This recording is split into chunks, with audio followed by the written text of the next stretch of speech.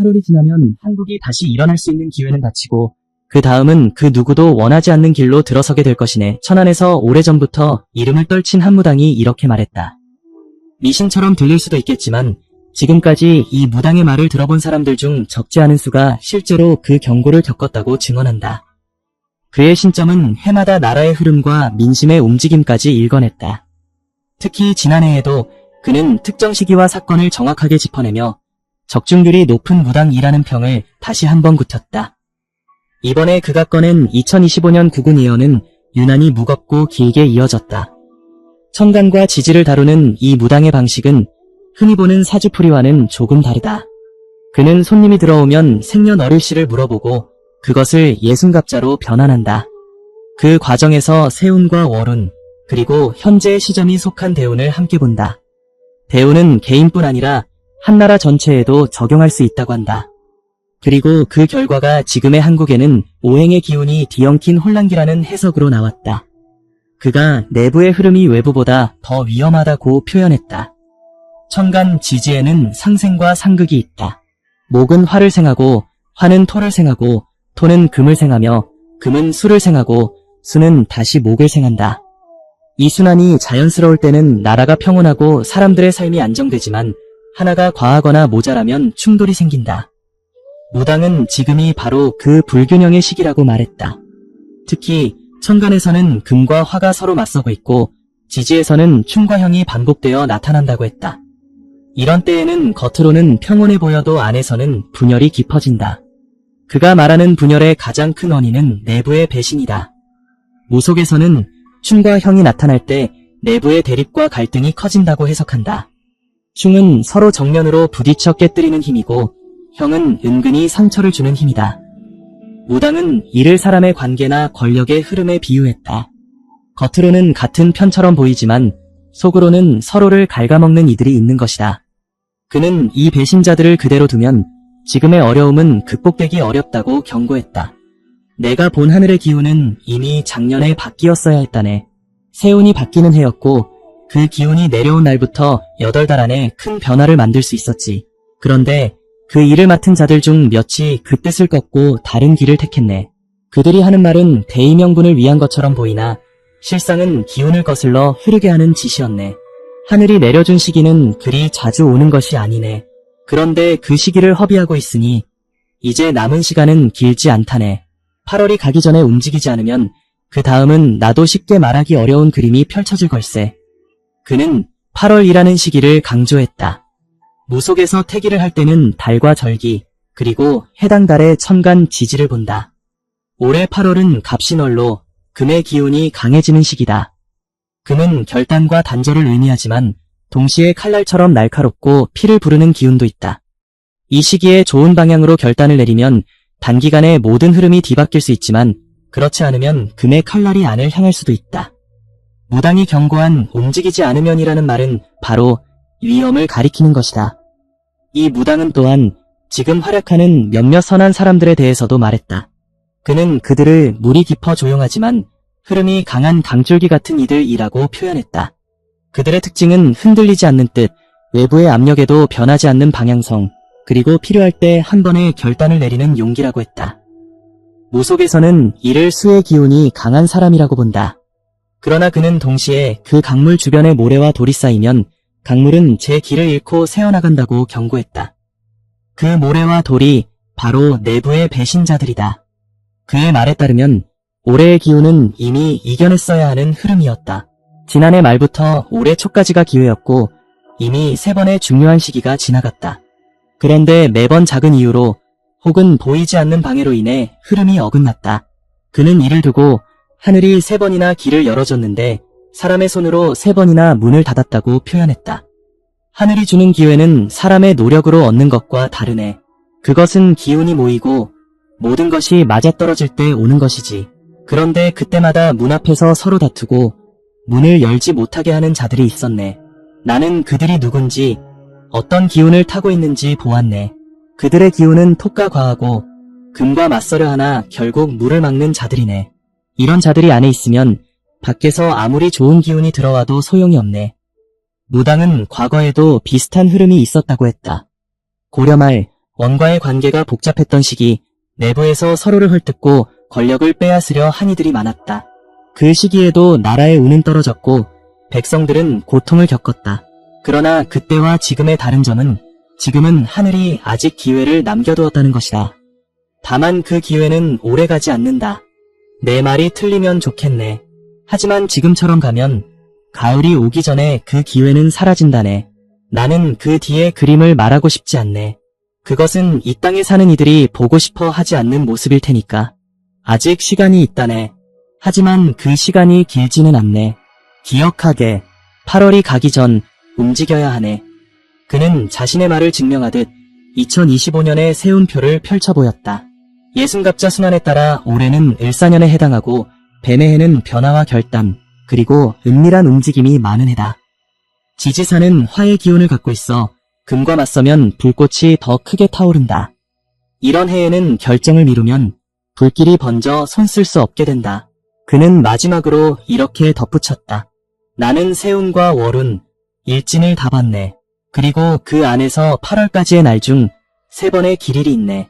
그날 중 하나라도 제대로 쓰면 기운은 달라질 걸세. 하지만 그날을 놓치면 그 다음은 하늘도 모른다네. 그 무당은 예언을 이어가기 전에 잠시 말을 멈췄다. 그리고 조용히 물을 한 모금 마신 뒤 다시 입을 열었다. 사람들은 흔히 어려움을 외부에서 온 것이라 생각하네. 바깥에서 무슨 힘이 덮쳐오는 것이라고 말이지. 그러나 내가 보는 기운은 그렇지 않네. 가장 큰 어려움은 안에서부터 시작되는 법이네. 그 안이 무너지면 밖에서 아무리 막으려 해도 소용이 없네. 그는 올해 한국의 국운 흐름을 한마디로 안정되지 못한 강물에 비유했다. 강물은 본래 한 방향으로 흐르지만 돌과 모래가 쌓이면 길이 갈라지고 때로는 웅덩이에 갇혀 흐르지 못하게 된다. 지금의 상황이 딱 그렇다고 했다.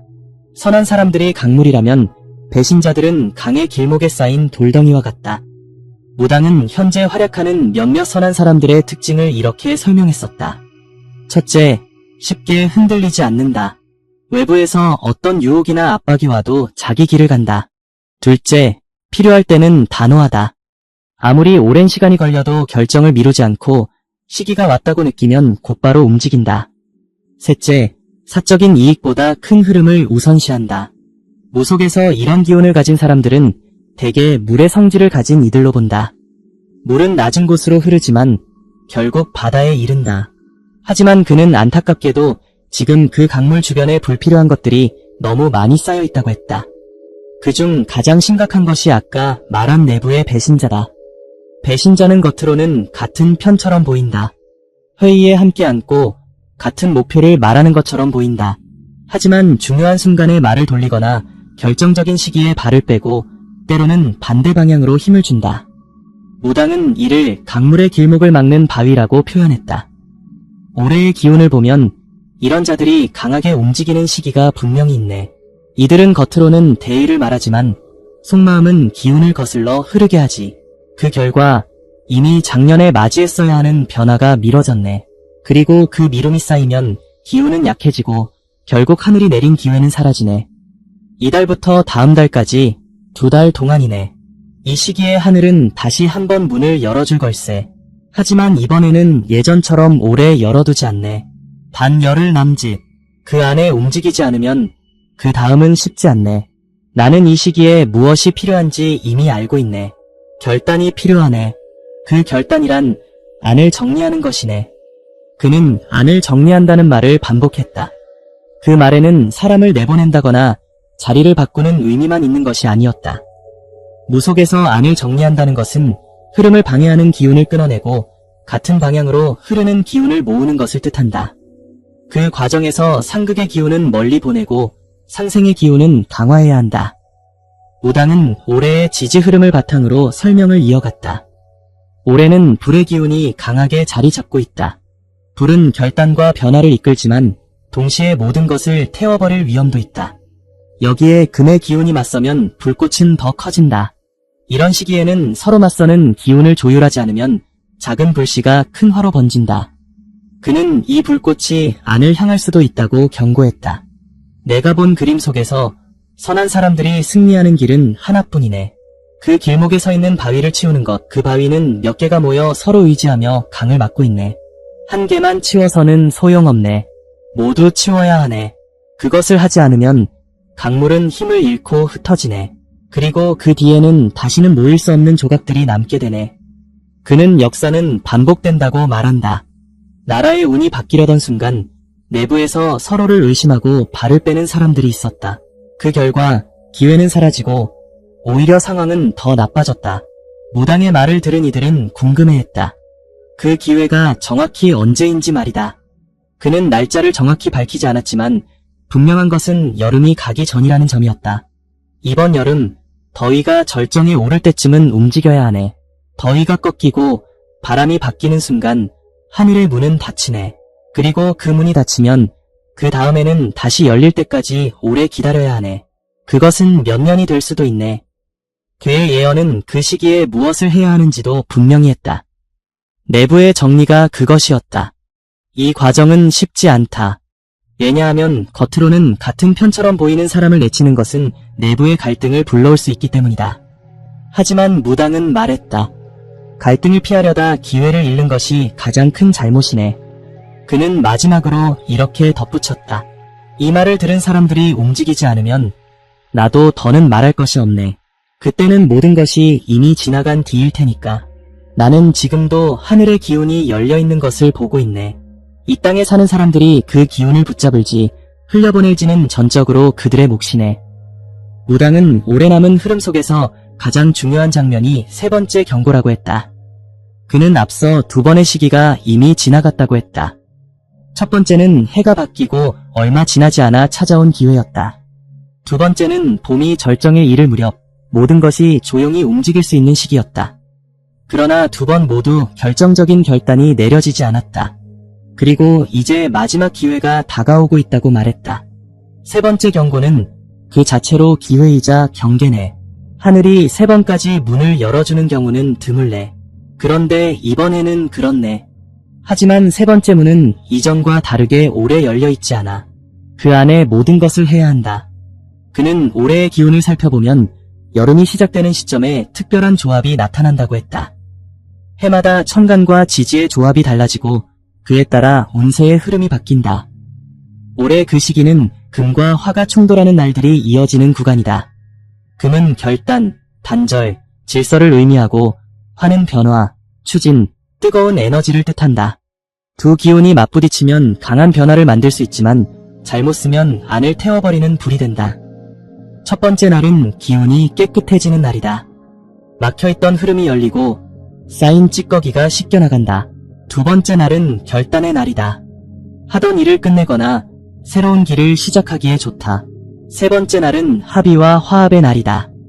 다른 생각을 가진 이들이 하나로 모일 수 있는 기운이 강하다. 그는 이 세 날을 모두 활용해야 한다고 강조했다. 첫 번째 날만 잡아도 숨통이 트일 수 있네. 두 번째 날을 놓치면 다시 방향을 잡기 어려울 수 있네. 세 번째 날까지 가야 그 해의 흐름이 완전히 바뀌네. 하지만 하나라도 놓치면 기운이 반쪽만 움직이네. 무속에서 이런 날은 그냥 계산으로만 찾는 것이 아니라고 말한다. 해와 달, 별자리, 계절, 절기의 흐름, 그리고 그날의 천간과 지지의 관계를 모두 본다. 그 무당은 이 모든 것을 종합해서 날짜를 찾는다. 그렇기에 그는 날짜를 외부에 쉽게 공개하지 않는다. 기운은 알고 준비한 자에게만 오는 법이라고 말한다. 그는 이어서 경고했다. 이 세 번의 날을 제대로 쓰려면 막혀있는 무언가를 치우지 않고는 아무리 좋은 날이 와도 소용이 없네. 강물에 돌이 그대로 있으면 비가 아무리 와도 물은 흘러가지 못하네. 그 돌을 치우는 것은 쉽지 않네. 하지만 하지 않으면 강은 썩어. 이 말을 들은 사람들은 그 돌이 누구인지 알고 싶어 했다.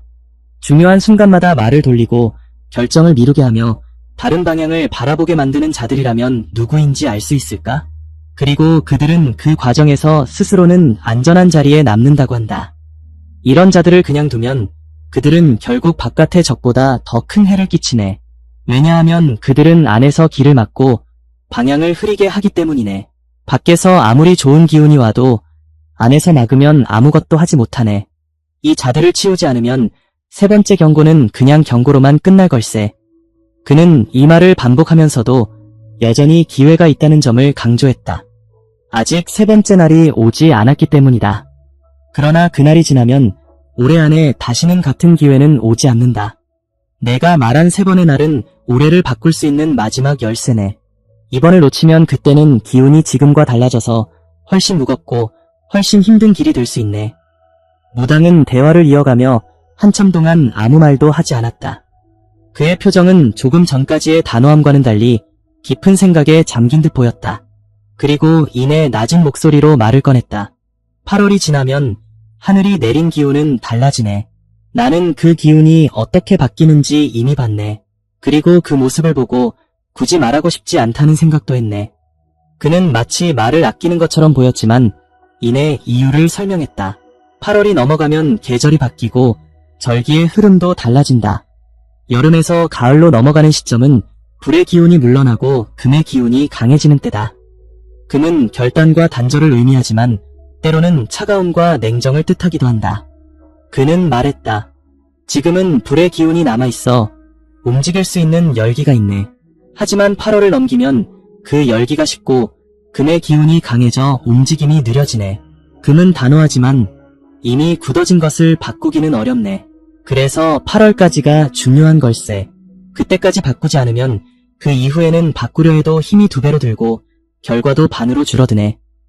무당은 8월 이후의 모습을 비유로 설명했다. 그것은 마치 강물이 얼어붙는 과정과 같았다. 처음에는 표면만 얇게 얼지만 시간이 지나면 그 얼음은 두꺼워지고 단단해진다. 그 위에 서 있는 사람은 강이 꽉 막힌 것을 보지 못하고 아직도 흐름이 있는 줄 착각할 수 있다. 그러나 속에서는 아무 움직임이 없다. 그 상태가 오래가면 봄이 올 때까지 아무것도 할 수 없다. 나는 8월 이후의 그림에서 사람들이 서로를 의심하며 서 있는 모습을 봤네. 그들은 밖을 바라보지만 정작 안에서 무슨 일이 일어나고 있는지는 보지 못하네. 그리고 그렇게 시간을 보내는 동안 하늘이 준 기회는 서서히 멀어지네. 그것이 내가 말하는 닫히는 문이네. 그는 이 시기를 넘기면 희망이 왜 희미해지는지도 설명했다. 무속에서 희망이란 기운이 모이고 흐를 수 있는 조건이 갖춰진 상태를 의미한다. 조건이 사라지면 아무리 좋은 계획도 실행되지 않는다. 그는 이 상태를 기운이 흩어진다고 표현했다. 기운이 흩어지면 사람들은 서로 다른 방향을 바라보게 되네. 같은 배를 타고 있으면서도 한쪽은 북쪽을, 다른 쪽은 남쪽을 향해 노를 젓는 것과 같네. 그렇게 되면 배는 제자리에서 맴돌 뿐 앞으로 나아가지 않네. 그러다 파도가 오면 그 배는 한 번에 뒤집히네. 무당은 다시 한번 내부의 정리 필요성을 강조했다. 그가 보는 8월 이후의 가장 큰 위험은 외부의 압력보다 내부의 분열이었다. 외부의 압력은 눈에 보이고 대비할 수 있다. 하지만 내부의 분열은 눈에 잘 띄지 않는다. 그러다 결정적인 순간에 발목을 잡는다. 내가 본 8월 이후의 그림 속에는 겉으로는 평온하지만 속에서는 서로를 끌어내리는 손길이 있었네. 그 손길을 자르지 않으면 밖에서 아무리 돕는 손이 와도 그 도움은 물거품이 되네. 그리고 그 상태가 오래가면 결국 안과 밖이 모두 지치게 되네. 그는 이 상황을 바꾸는 유일한 방법은 8월 전까지 모든 준비를 끝내는 것이라고 했다. 그것은 때로는 사람을 바꾸는 것이고 때로는 자리를 옮기는 것이며 때로는 완전히 새로운 방법을 쓰는 것이다. 하늘이 문을 열어줄 때는 그 문을 통과해야 하네. 문 앞에서 서성이다가 문이 닫힌 뒤에 들어가려 하면 아무리 애써도 열리지 않네. 그것이 하늘의 이치네. 그는 8월 이후에도 기회가 전혀 없는 것은 아니라고 했다. 그러나 그 기회는 지금과는 성질이 다르다. 지금은 부드러운 흐름 속에서 기회를 잡을 수 있지만 그때는 거친 파도를 헤치고 나아가야 한다. 그러려면 더 많은 힘과 시간이 필요하다. 나는 사람들에게 항상 말하네. 쉬운 길이 있을 때는 그 길을 가라고. 왜 일부러 험한 길을 택하느냐고. 지금이 바로 쉬운 길이네. 8월 이후에는 그 길이 험해지네. 그렇다고 못 가는 것은 아니지만 가는 동안 많은 것을 잃게 되네. 무당은 마지막으로 이렇게 경고했다. 8월이 가기 전까지 모든 것을 이루면 희망은 보이네. 하지만 그때를 놓치면 희망은 멀리서만 보이네. 그리고 멀리 있는 희망은 잡기 어렵네. 나는 지금도 하늘의 기운이 움직이고 있는 것을 보고 있네. 그러나 그것은 기다려주지 않네. 움직일 사람만이 잡을 수 있네. 무당은 길이를 앞두고 해야 할 준비를 구체적으로 말했다. 첫째, 방해하는 기운을 치워야 한다.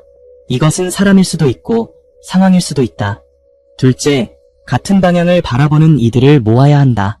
합의의 날에 함께 움직일 사람을 미리 정해야 한다. 셋째, 길일 당일에는 주저하지 말고 실행해야 한다. 그는 다시 한번 내부의 배신자 문제를 언급했다. 길일에 배신자가 남아있으면 그 기운이 반으로 줄어드네. 그들은 밖으로는 함께 움직이는 척하지만 안에서는 다른 길로 빠지네. 이런 자들은 길일의 기운을 흩트리는 자들이네. 무당은 마지막 이야기를 꺼내기 전에 잠시 눈을 감았다. 마치 하늘의 기운을 읽어내려는 듯 한참 동안 말이 없었다. 그러다 조용히 숨을 들이마시고 한 단어씩 천천히 내뱉었다. 2025년은 변곡점이네. 이 해는 앞으로 10년의 길을 바꾸는 해가 될 걸세. 그 길이 빛으로 이어질지 어둠으로 내려갈지는 전적으로 올여름 전에 어떤 선택을 하느냐에 달렸네. 그는 올해의 기운이 유난히 복잡하다고 했다. 해마다 기운은 오행의 순환 속에서 흐르지만 올해는 서로 다른 성질의 기운이 동시에 강하게 들어와 부딪히는 해다. 물과 불이 함께 들어오고 금과 나무가 동시에 자리를 차지하려 한다. 이는 곧 부드러움과 강함, 추진과 방어가 동시에 작용하는 시기를 의미한다. 무당은 2025년 한반도의 구군을 출렁이는 바다 위의 배에 비유했다. 파도는 높고 바람은 거세다. 그러나 키를 잡고 있는 자가 방향을 알고 있으면 파도를 타고 앞으로 나아갈 수 있다. 하지만 키를 놓치면 배는 파도에 휩쓸려 어디로 갈지 모른다. 그는 또한 올해를 넘어서 앞으로 10년의 흐름도 내다봤다. 2025년을 기준으로 다음에는 바람의 기운이 강해지고 그 다음에는 물의 기운이 자리 잡는다. 이는 곧 변화와 재정비, 그리고 새로운 기회의 연속을 의미한다. 그러나 2025년의 방향을 잘못 잡으면 이후의 기회는 지금보다 훨씬 다루기 어렵다. 방향이 틀리면 바람도 물도 모두 적이 되네. 하지만 방향이 맞으면 바람과 물이 모두 돕네. 그는 예언을 끝내며 조용히 달력을 덮었다. 그의 눈빛은 흔들림이 없었다. 이제 말할 것은 다 했네. 선택은 사람들의 몫이야. 하늘은 길을 열었네. 그러나 그 길을 걸을지는 각자가 정하는 것이야. 이로써 천안의 무당이 전한 2025년 구군 예언은 끝이 났다. 그의 말은 시기와 기운, 그리고 사람들의 선택에 대한 명확한 경고였다. 남은 것은 단 하나, 이 말을 들은 사람들이 어떻게 받아들일 것이냐.